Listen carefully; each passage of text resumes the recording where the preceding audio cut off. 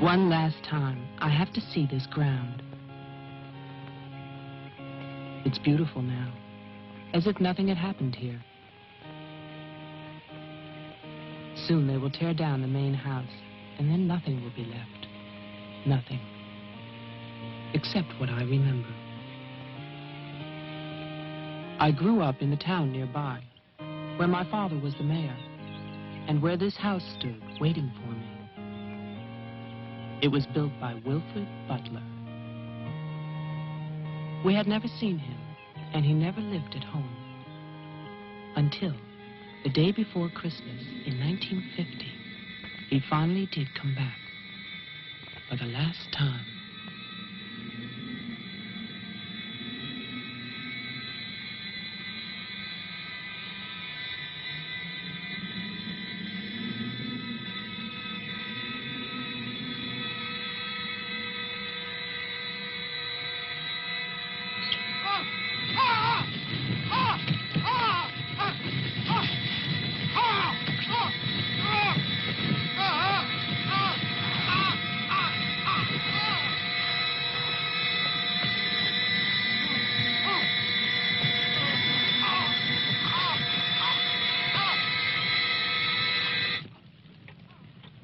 All of us believed that his death was an accident.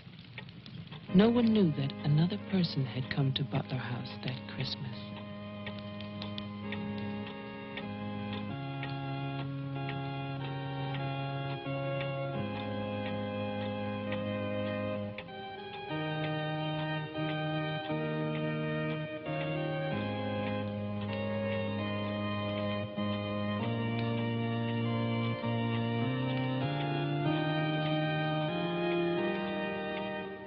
As Deputy Coroner of the County of Arlington, State of Massachusetts, I hereby find, upon evidence of an autopsy conducted by the medical examiner of this county, that the deceased, Wilfred Butler, died as a result of burns inflicted accidentally upon himself on his own premises during the afternoon of December 24th, 1950.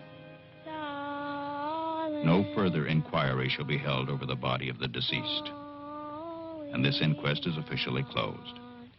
All is calm, all is bright, round yon Virgin Mother and Child.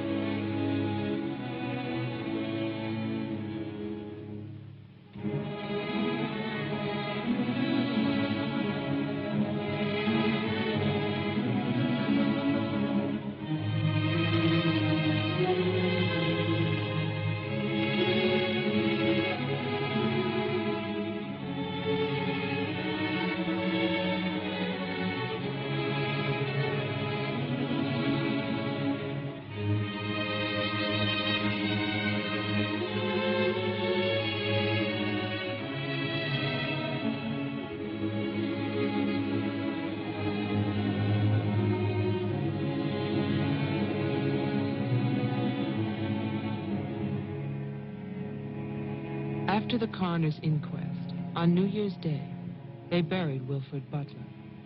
There was no one there to mourn him. It was the funeral of a stranger.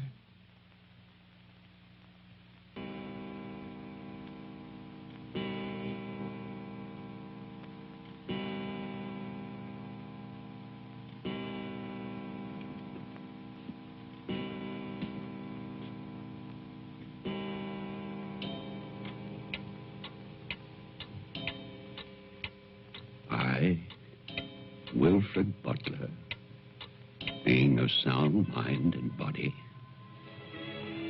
at least what the world considers sound, do hereby leave my house and its grounds and all personal effects within that house to my only surviving relation, my grandson, Geoffrey Butler. And I solemnly charge him with one duty. Let him leave the house as I left it, standing untouched to remind the world of its inhumanity and cruelty. For 20 years, that house lay empty, exactly as Wilfred left it. And then, last year, rumors began that it was finally being sold. The newspaper story traveled through the county to a state hospital for the criminally insane.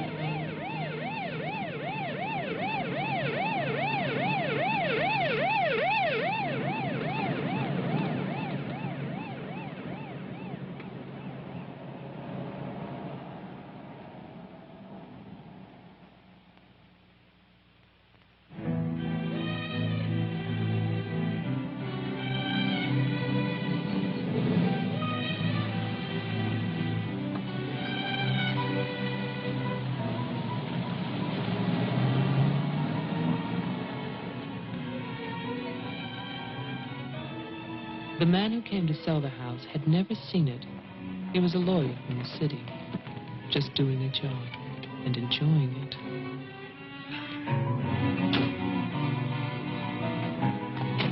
Stop! And look serious, please. Oh, you're hopeless. Oh, look! Hey, wait, where you going now? The mayor's gonna have a fit, kid. One more shot. Come on. Stay there. I want one together. Smile.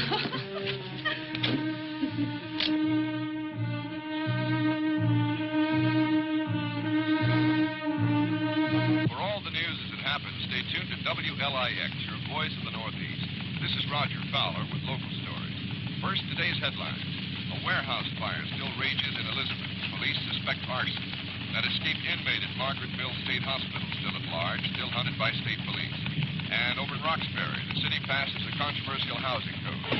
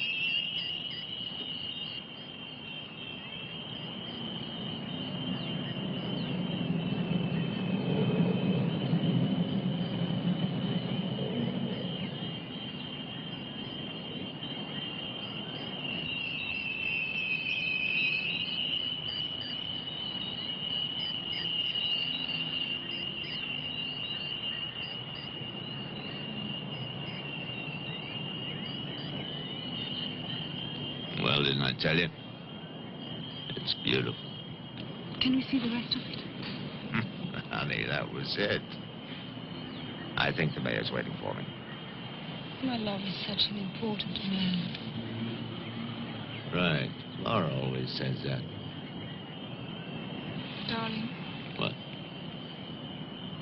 Don't be long. Honey, if you get bored, just look at the view. Sooner or later, that viaduct's gonna take us back home.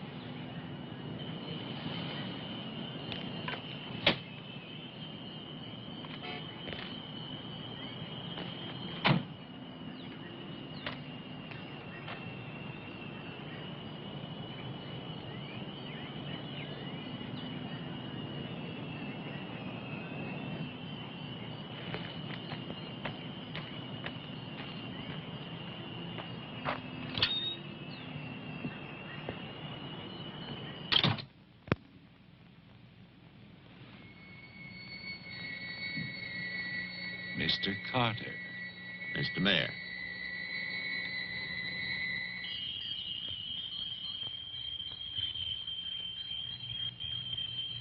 Let me introduce you. This is Charlie Toman, who publishes our weekly newspaper, The Patriot. Mr. Tolman? And this is Tess Howard. How do you do? She operates our switchboard. Oh, really? We call her the communications director. And this is Bill Mason. Mason? Our sheriff.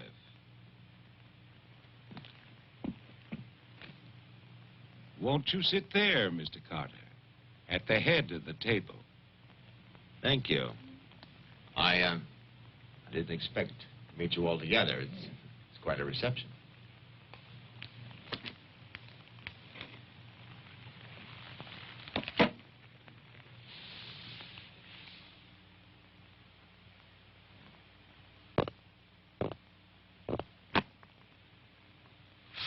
All right, let's begin. As you know, I've been retained by Jeffrey Butler. The matter concerns the house that he inherited from his grandfather, Wilfred Butler.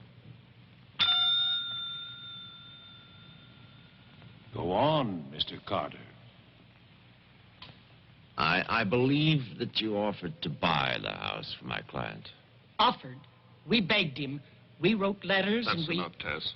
Well, it's true. Trouble. There's always trouble. I can sympathize. I spent the last 20 years and more driving people away from there. Prowlers, burglars, kids, they're the worst. Chasing for nothing because of that will. That drivel about humanity. No, no, no. Inhumanity. What the hell is that, huh? Yes, well, he was a bitter man. Hate. It must have been very hard. It must have been hate.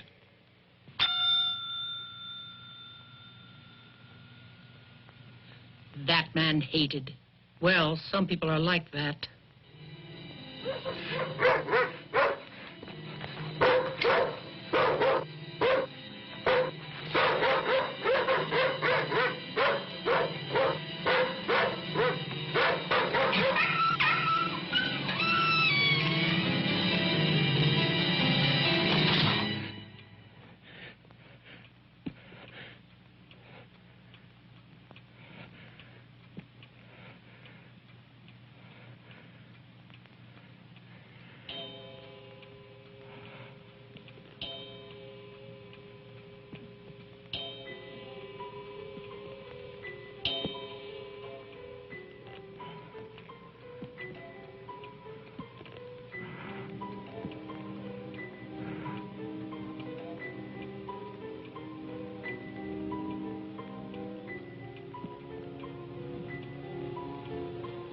The question is, well, do you still want the house?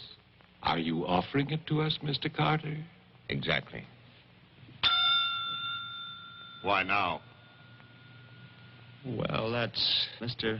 Butler's business, isn't it? You know we're not rich. Most of us came here during the Depression. But we love this town. It's our home. And naturally, you want to improve it. Exactly. My client understands that, and he fully sympathizes, and he's willing to sacrifice the house for $50,000 in cash by noon tomorrow.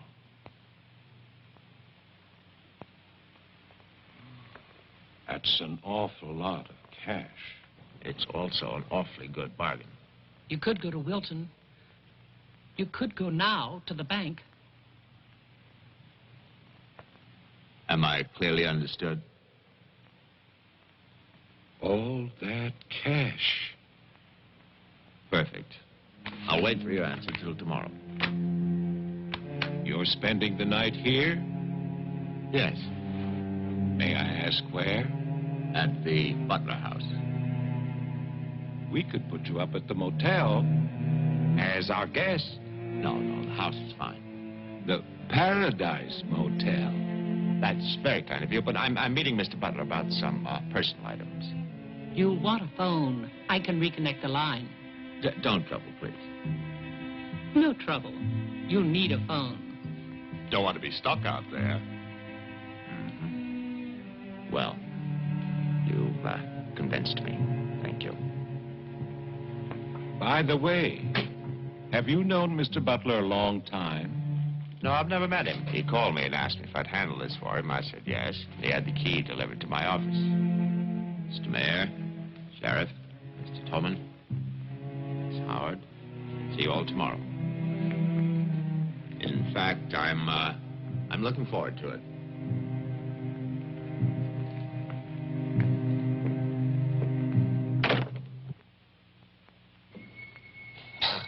Slick, really slick.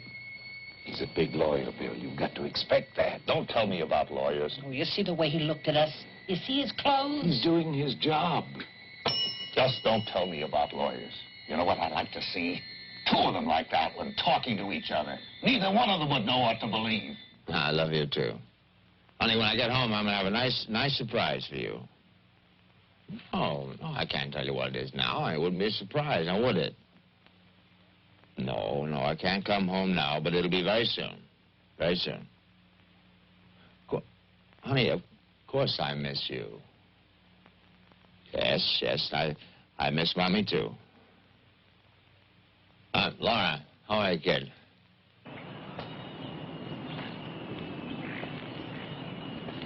So I'll call tomorrow. No, I want to call. I want to talk to Jenny. Yeah, well, as a matter of fact, I'm having a fine time. Well, same to you, darling.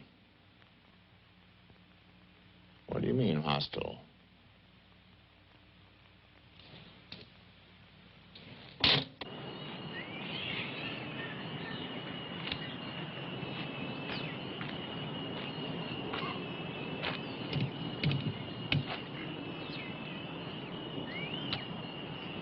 I was wondering, if we get it, what then? Tear it down. Okay. I'd better get going.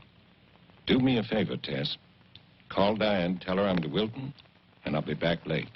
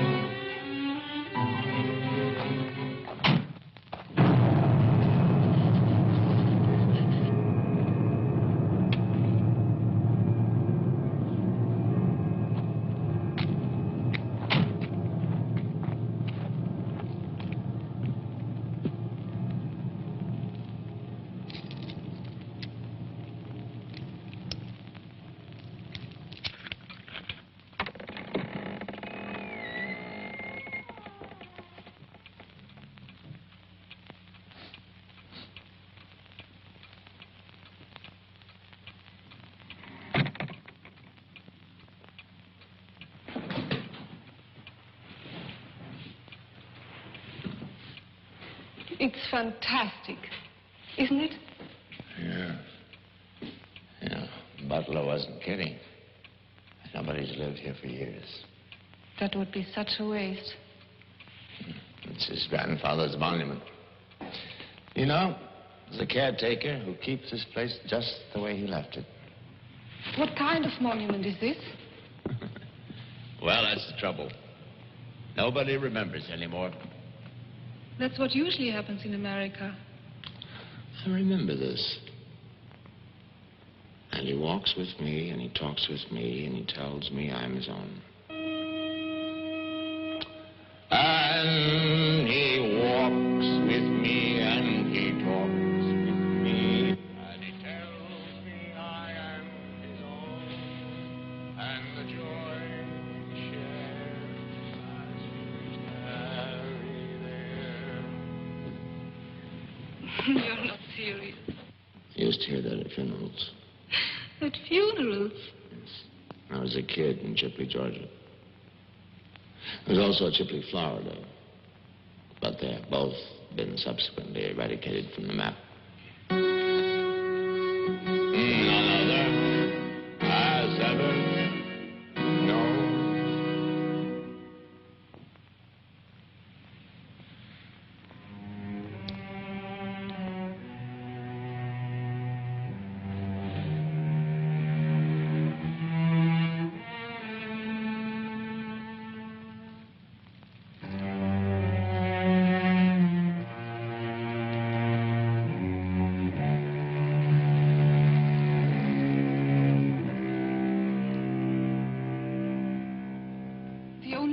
Was a delicatessen, so I brought you pastrami, salami, potato salad, macaroni, everything you like.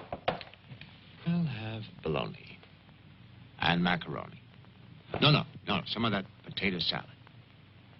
Did you pick the wine, too? The delicatessen man took a personal interest in its selection. Oh, well, we got lucky again. That's early 1970. That's hard to come by. Can I have some, too? Of course you may.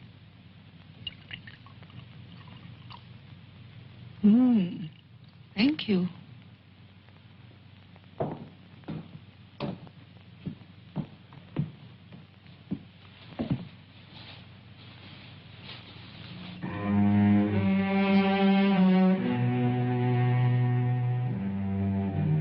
It must have been wonderful. What? The people who lived here. They must have had a wonderful life. Well, I hope they did. Wilfred Butler must have believed in something. Look at that stone fireplace, parquet floor, the mahogany, this table.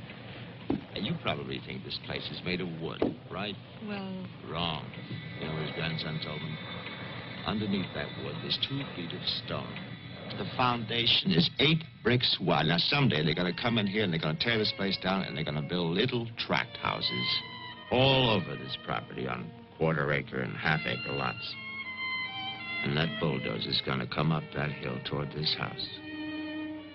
And it's going to get the surprise of its life. They built a kingdom out here. Only nobody's left. No? Butler has a grandson. No. He's probably like the rest of us. Wants money.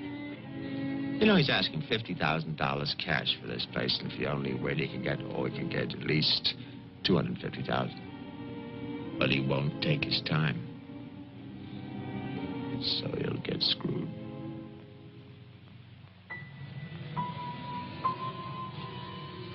Do you want to go upstairs now? Soon. You know, one of the great pleasures in life is the pleasure of anticipating pleasure.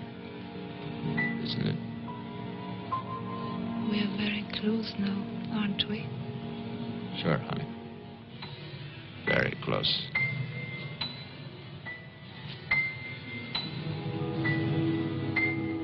I don't see any beds yet. Well, keep looking, honey. Butler said the place was furnished.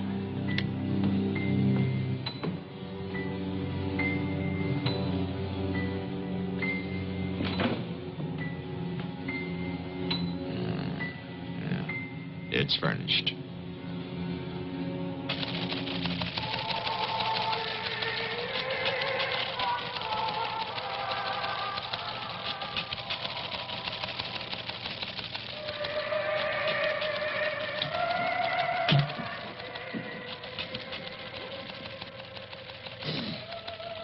anything doing? No, sir. But look at this. More football, huh? Look how they smeared that quarterback. Look at his arm. Got no time now. Go test. How about that telephone up at the Butler house? Is it working? Well, try it now. I'll wait.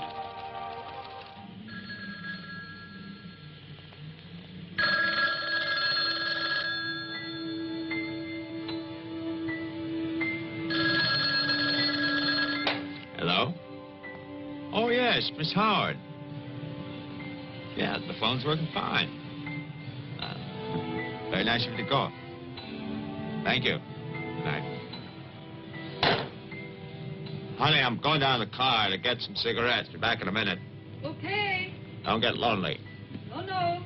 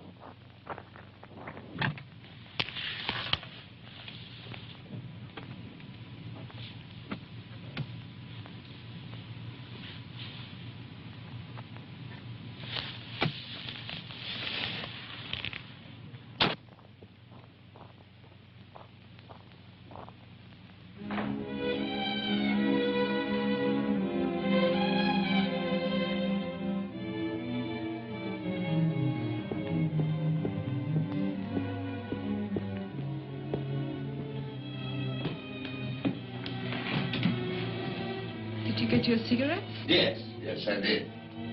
May I have one? Sure. Oh, it's the most amazing thing. These cigarettes come in these very small packages these days. Oh, that's for me? Mm-hmm. Can I open it? Oh, no. Our Christmas is day after tomorrow. Is that an order? Yes, ma'am, that's an order.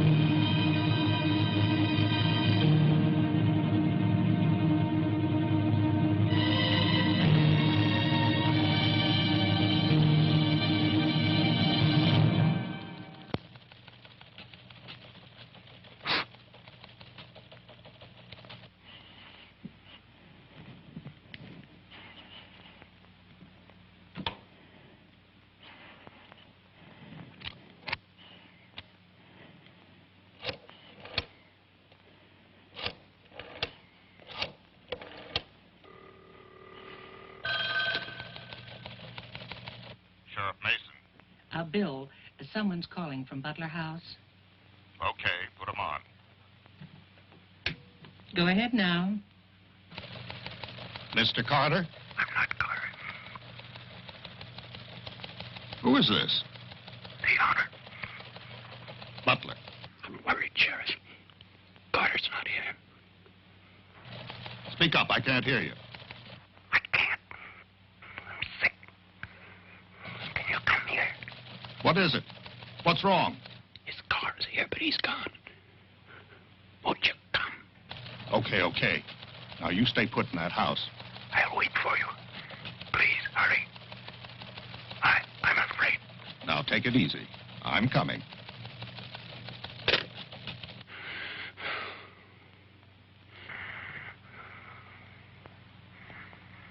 Mr. Butler, are you done? Tess, I have come back. What's that? Tess, I want to see you again. Hello? Who is this? You know me, Tess. It's Mary Ann. Tell the mayor. Tell them all. I'm waiting in my father's house. Tess, it's so lonesome here. Don't be long.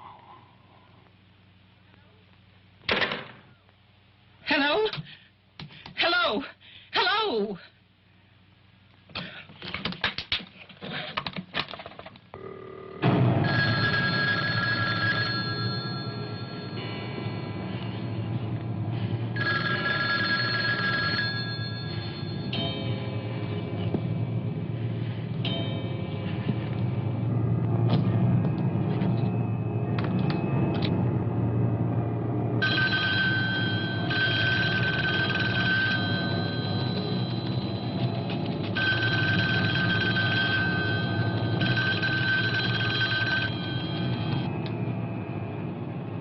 Oh, my God, where is everybody?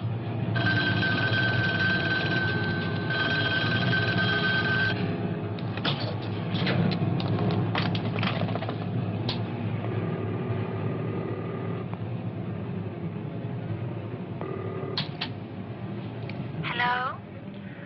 Oh, Maggie, thank goodness. What is it, Tess? Something's come up.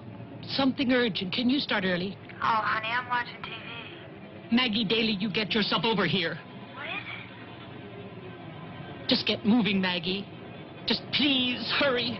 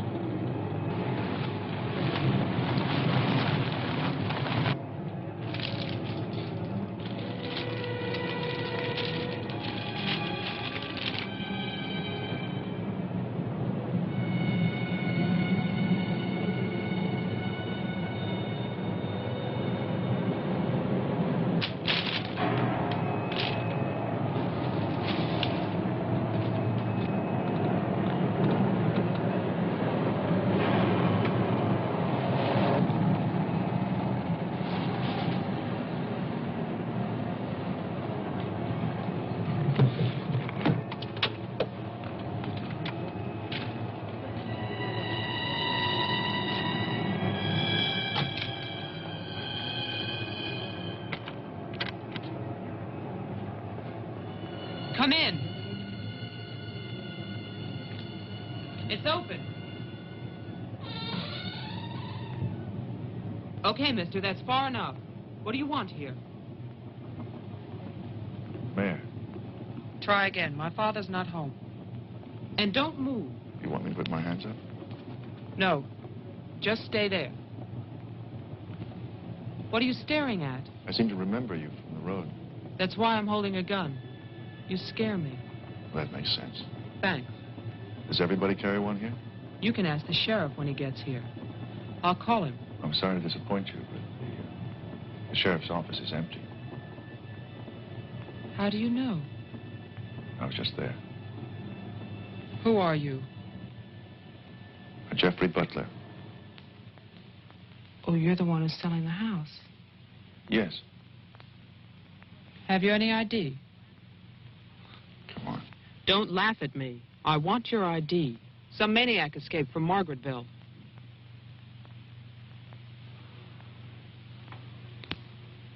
Okay.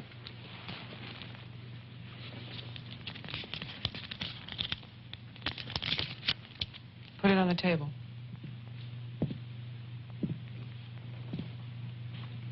Now go back.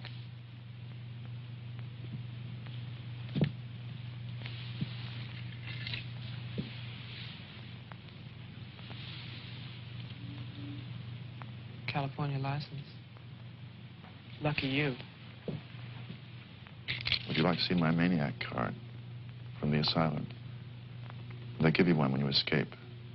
There's a big scarlet M on it so people won't get confused. Okay. Look, I'm sorry about the gun. My father's in Wilton getting your money. All I want to do is to get into my house. The sheriff's deputy might have a key. He's about the only one I know of. Well, where is he? You go down the road about 1.5 miles till you come to a white house with a white fence. And then you can't miss it. Thanks. That's okay. Merry Christmas. Same to you.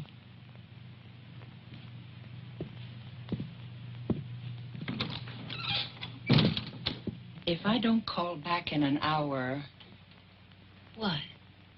Call the mayor or Mr. Tone and nobody else. Promise me you'll do that. Well, sure. Mark it down, honey, so you'll have it. Sheriff to 301. I'm heading west on Route 5 to Butler House. You'll hear from me.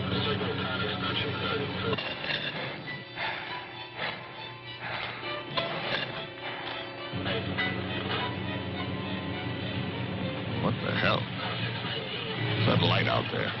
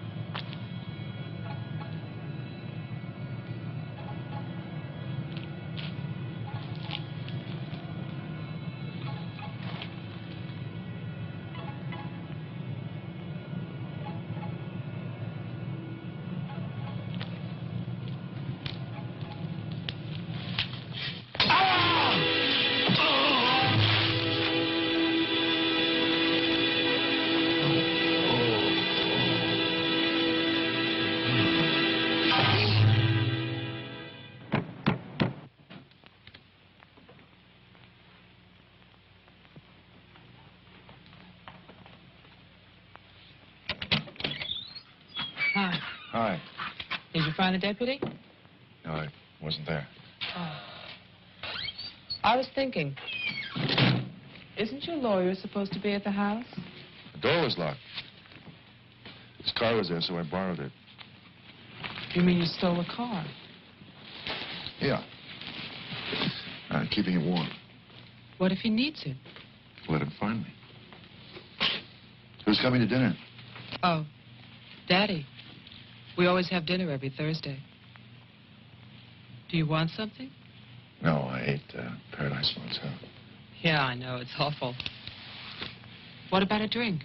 Yeah. It's cheap bourbon, but that's a big favorite around here. Do you want ice? No, straight.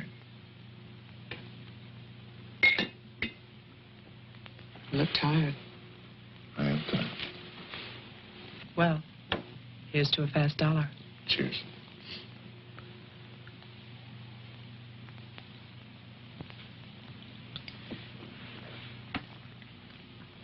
Why did you decide to sell the house?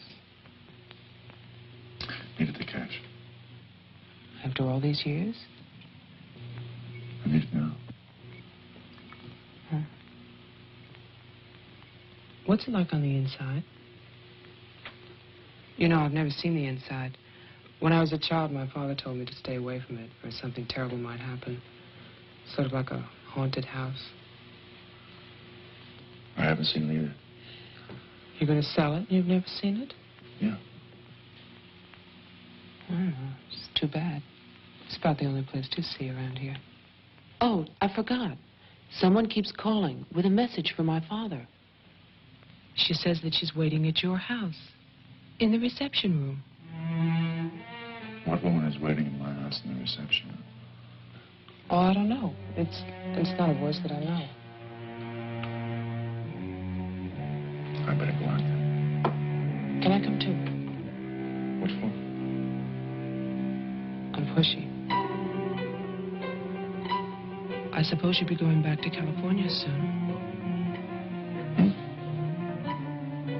California?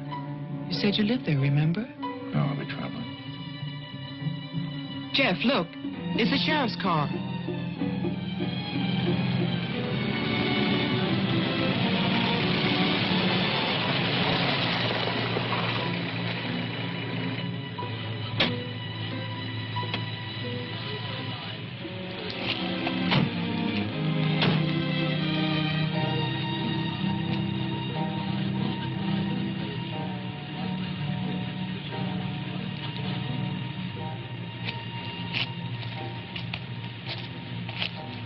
There's a light. Look at that tombstone. Pretty cheerful. Who bears the cross shall wear the crown. Wilfred Butler. My grandfather. Oh.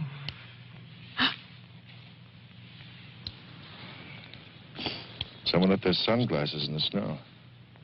They're the sheriff's. My lawyer's missing. So is the sheriff. You get strange phone calls. And now someone's fascinated by my grandfather's grave. Let's get out of here. You still want to go to my house? Yes. But I don't want to go alone. Listen. I'm not nervous. Well, of course you're not. Oh, it's the cold. I'm shaking from it. Let's get out of here. Okay. We'll get help in town. It's 10 minutes drive.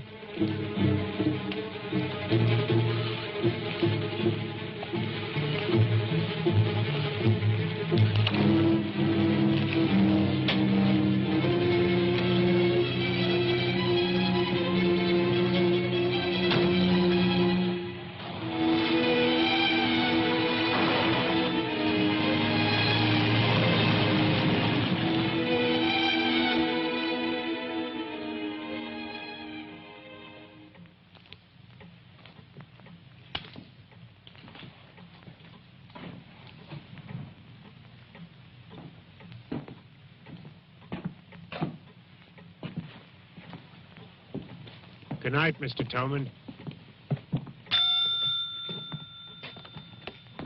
Have a nice holiday.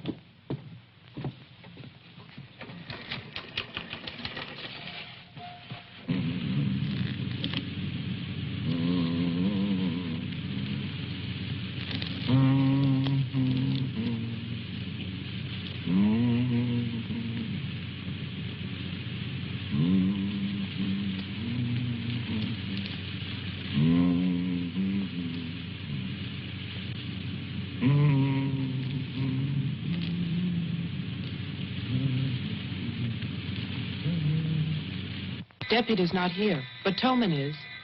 Who's Toman? Come on, you'll see.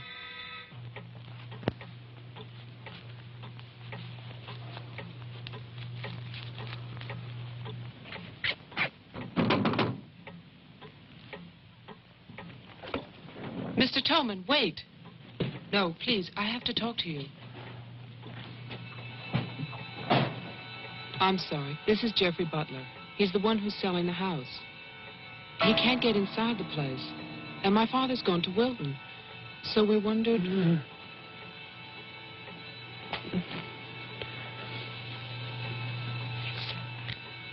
Anything wrong? He'll tell us.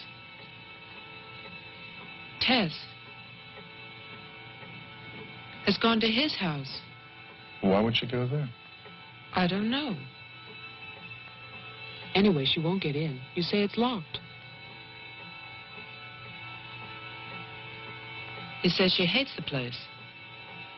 Would you like to drive there? Diana could stay here, lock herself in. I need a key.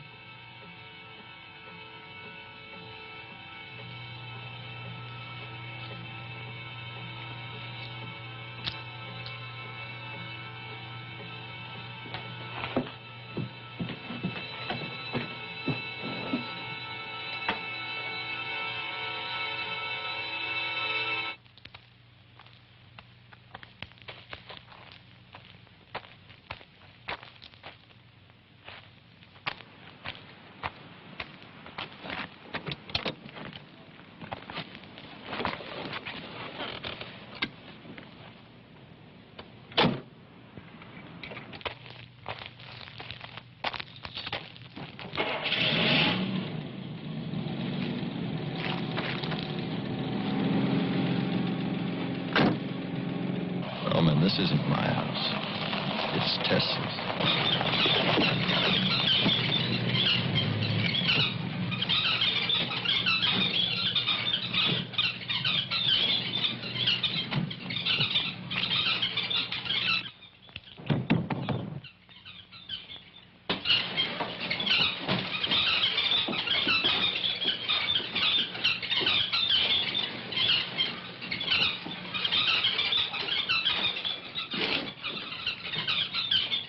Tess isn't here. Are you satisfied? She must have gone to my place. Well, why wouldn't she go there? She hates it. Maybe she went to see the woman who's there. Someone called the mayor's house before. Said she'd be waiting.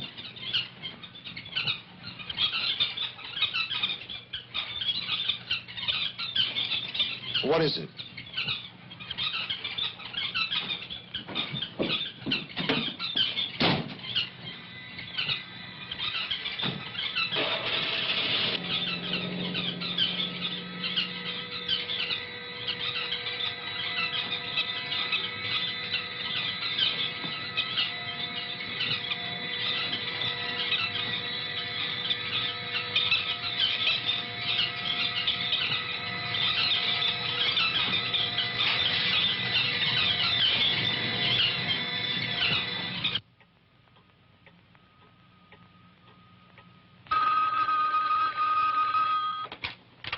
Hello, Jeff?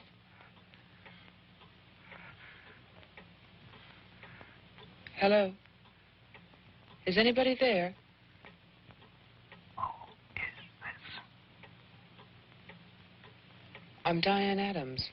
I spoke to you before. Bring your father to the house. This is Marianne. Tell him I have the diary. I'm waiting. Who are you? He'll know.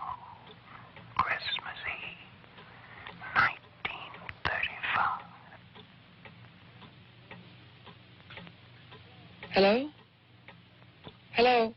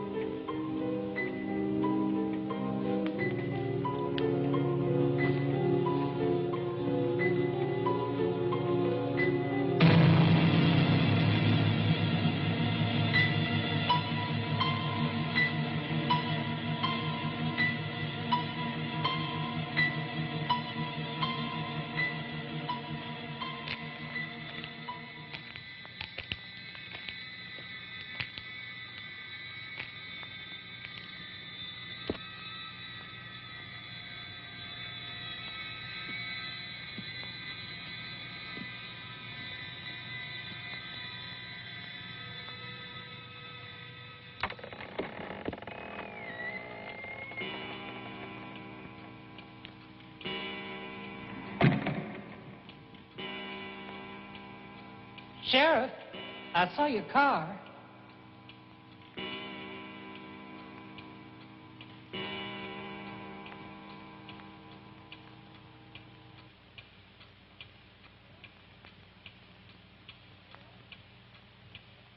Bill? Is that you?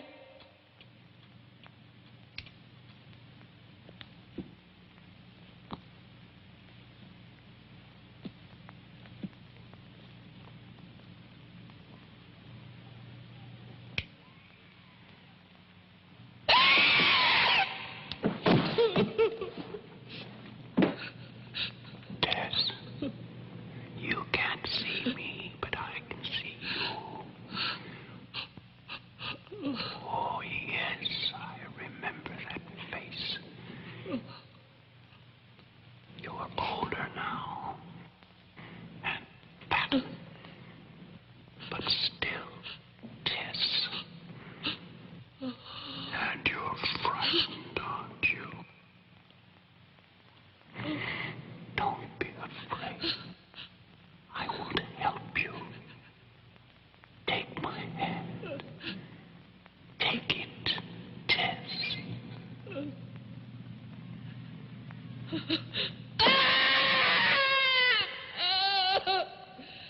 1920. The person on the telephone said 1935, Christmas Eve. But that's not the beginning. In 1927, Butler House was restored by Wilfred Butler. After that, I find social notes, parties, nothing special. Then, in 1930, Butler's wife, Catherine, dies of tuberculosis.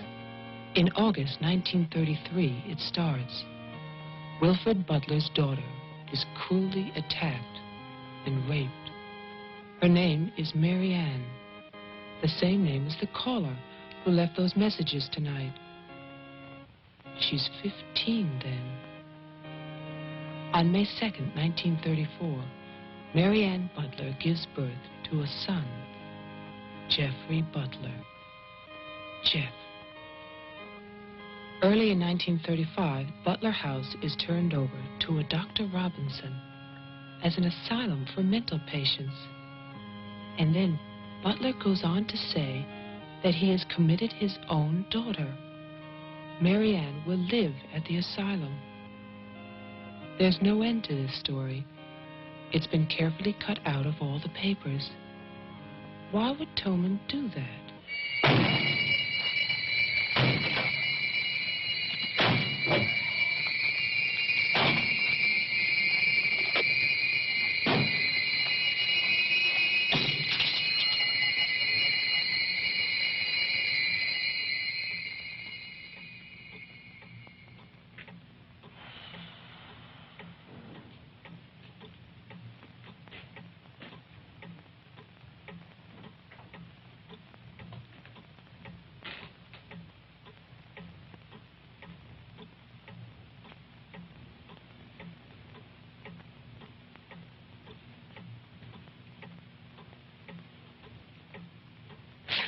You scared me. Oh, what happened? What happened is, Tess has 40 bird cages. Toman is hysterical. Everybody's at my house but me. It's cold outside, and you forgot to lock the door. Joe, how old are you? How old am I? You mean, how many years have I lived? No. There's a lot in the paper about your family. I don't want to talk about my family. Wait a minute. There's a woman calling, and she says her name is Mary Ann.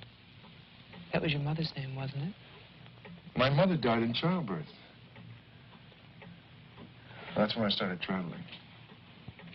It's not what the papers say. What's your point? I just thought that you should read something for your own good. Nothing you could tell me about my past or future would be for my own good.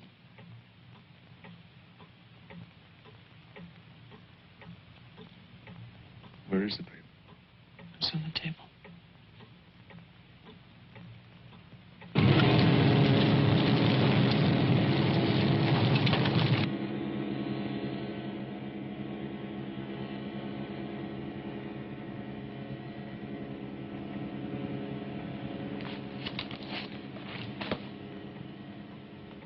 It's so stupid to lie. I missed the whole event. Jeff, maybe your mother's still alive. Maybe she's waiting for you at the house. I don't know.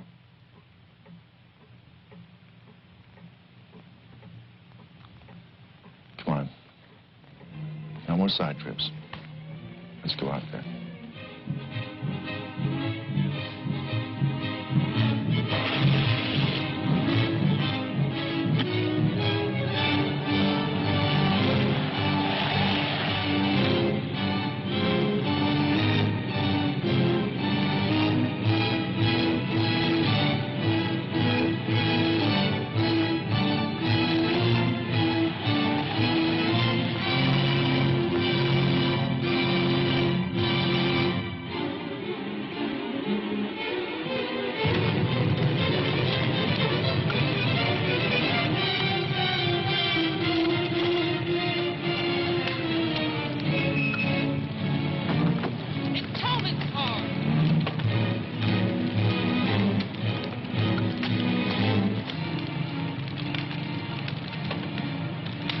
It's empty.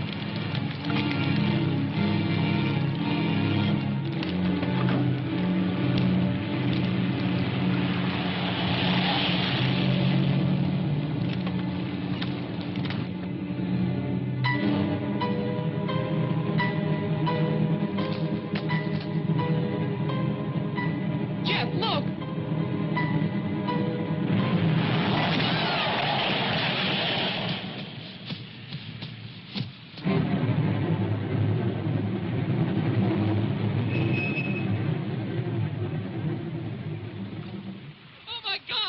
Stay back! It's Toman! Stay back!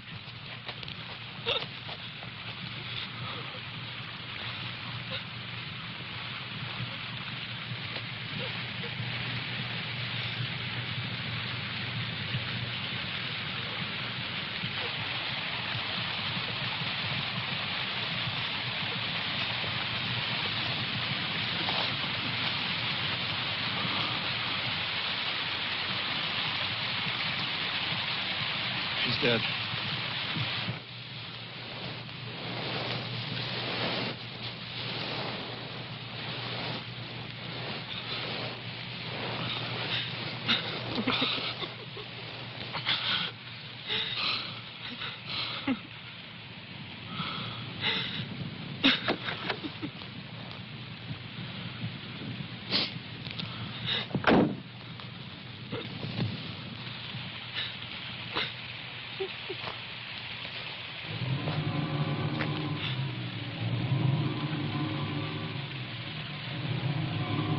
His hands. Somebody cut off his hands. You killed him. You killed Toman. He's asking for help. You killed him. Get in the car.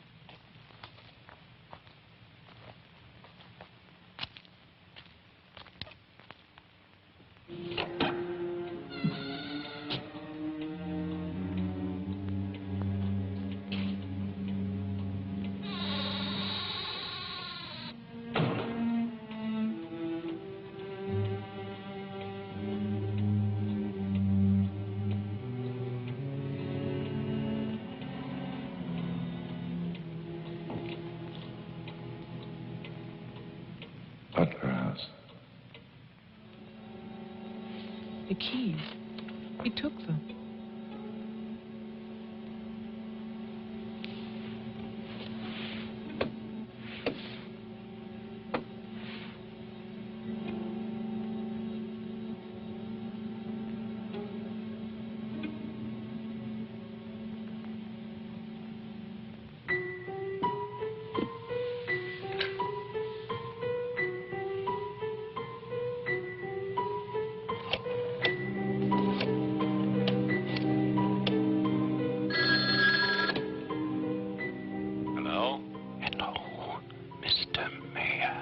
Yes, what?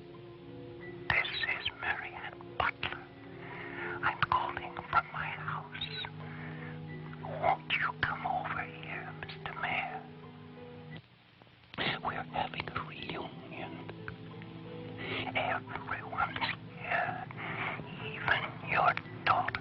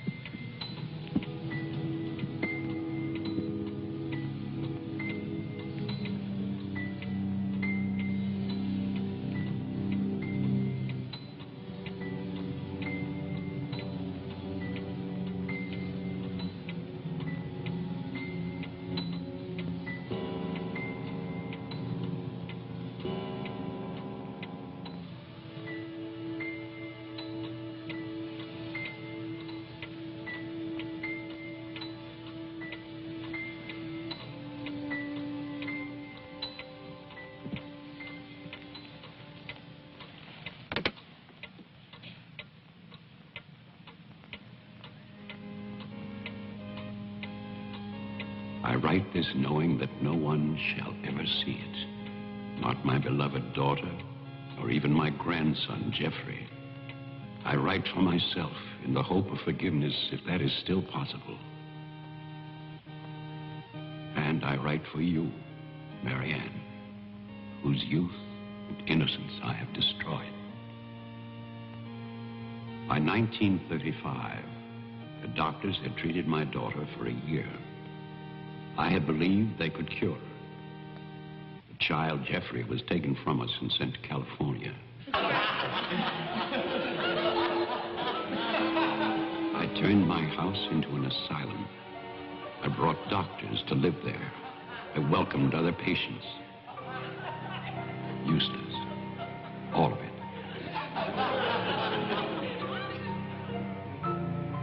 I remembered what she had been.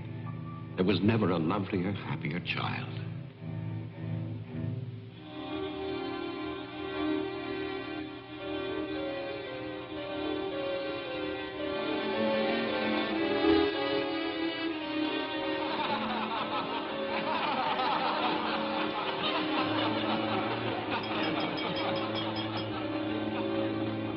Ladies and gentlemen, now quiet, please. I propose a toast. Doctor, please. By Christmas of the first year, I knew that I must act, not for myself, but for my helpless child. Led him to create this institution. Our friend... I had no plan. All I knew was that I must take her from these men with their promises, their lies. Shall we? Huh?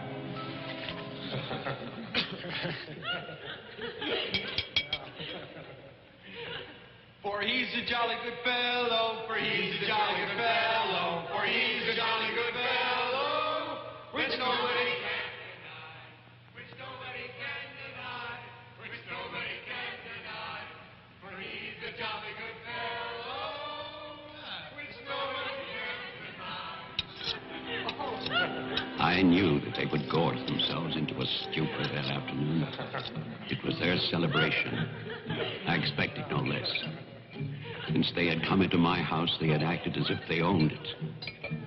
They had behaved like poor relations, half guilty, but finally unable to control their appetites.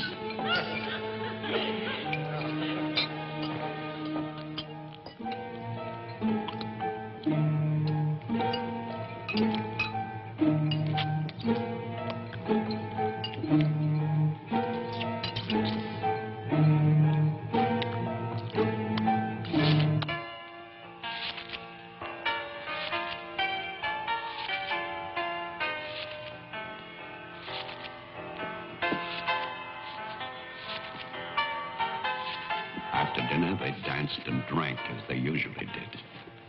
All the time, Robinson would smile and reassure me.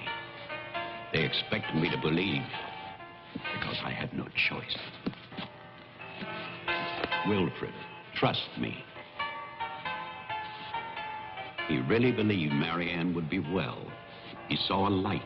There is a light at the end of a long tunnel. Believe me. There is a light at the end of a long tunnel.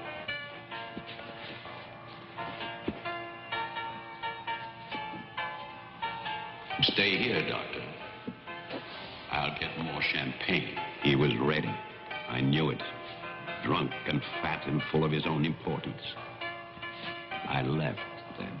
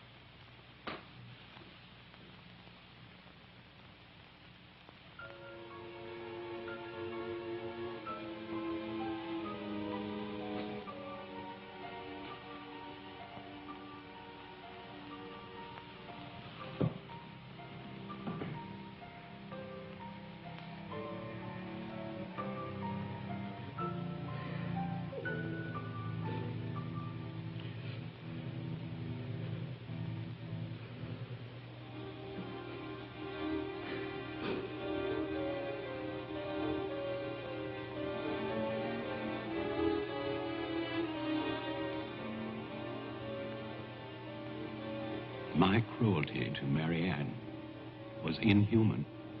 I know that. I had loved her. I had fathered our child, Jeffrey. I had brought her to this. But I swear that on that afternoon, all I wanted was to save my child.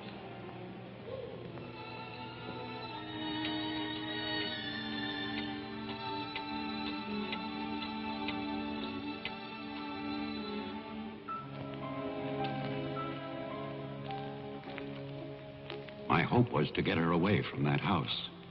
But also, I wanted to set free those other wretches who had so long been abused by the doctors.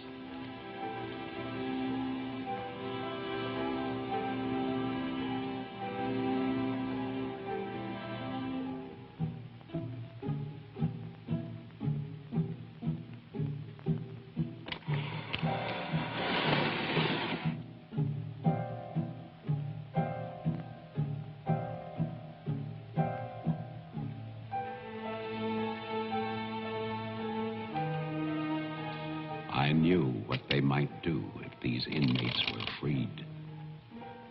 And this is my guilt. I knew, and still I freed them.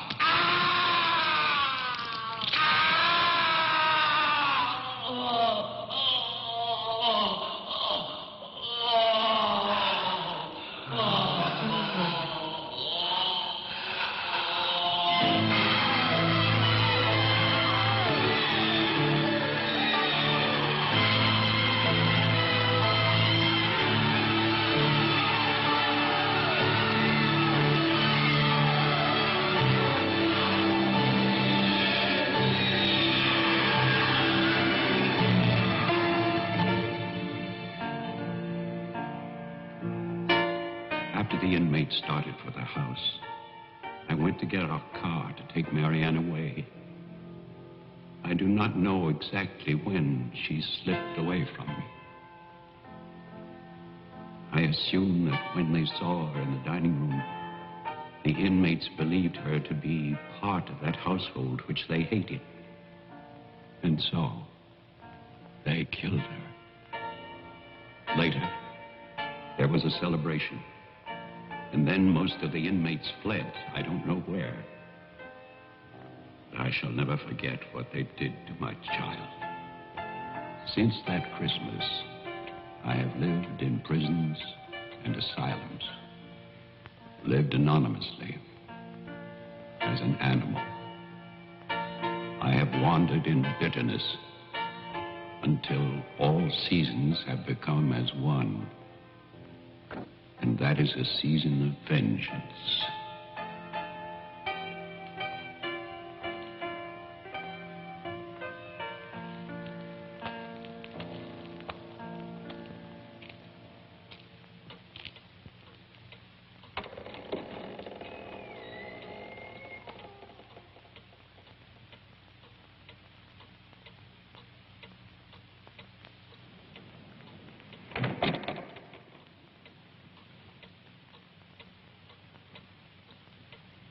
Jeff.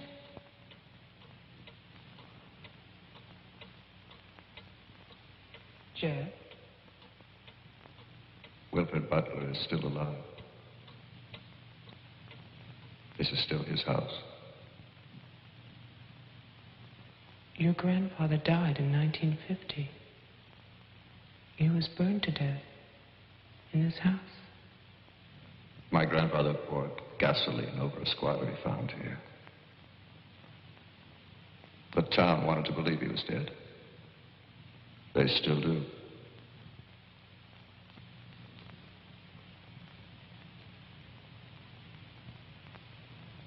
This house was an asylum. There was a massacre by the inmates. Tess, Tolman, the sheriff. Your father. No. All inmates. They killed my mother in this room.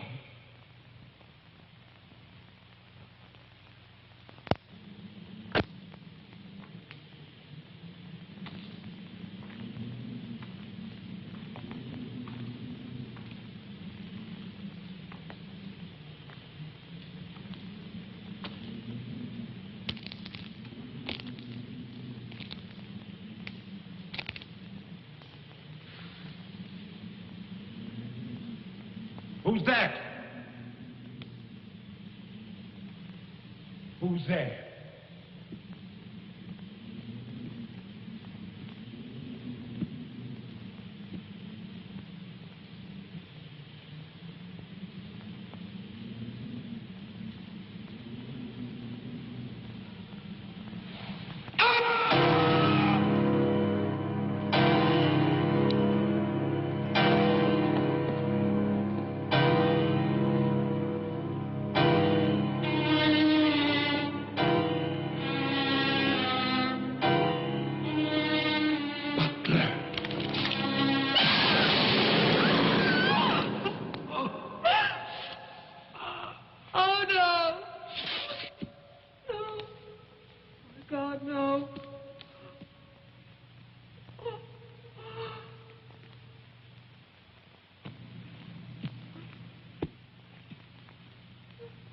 Daddy?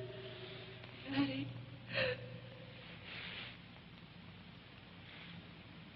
Diane? Jeff? Jeff? No. No. Jeff, why? Why? Sorry. Marianne.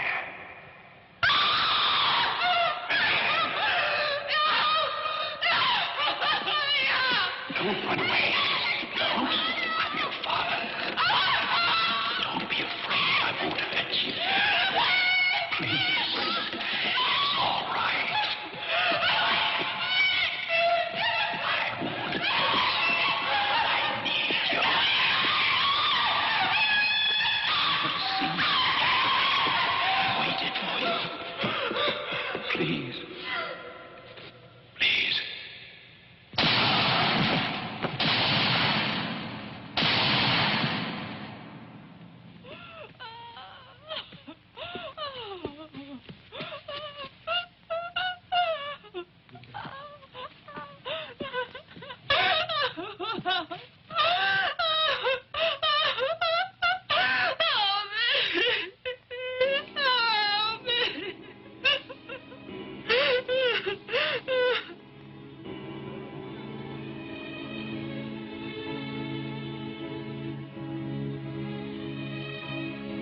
I spent that night weeping. By morning, there were no more tears.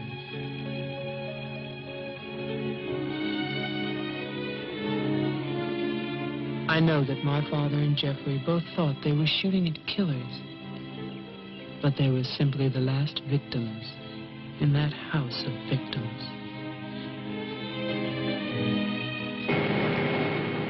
And now, a year later, they will tear down Wilfred Butler's monument. But they can never destroy my memories of what happened here.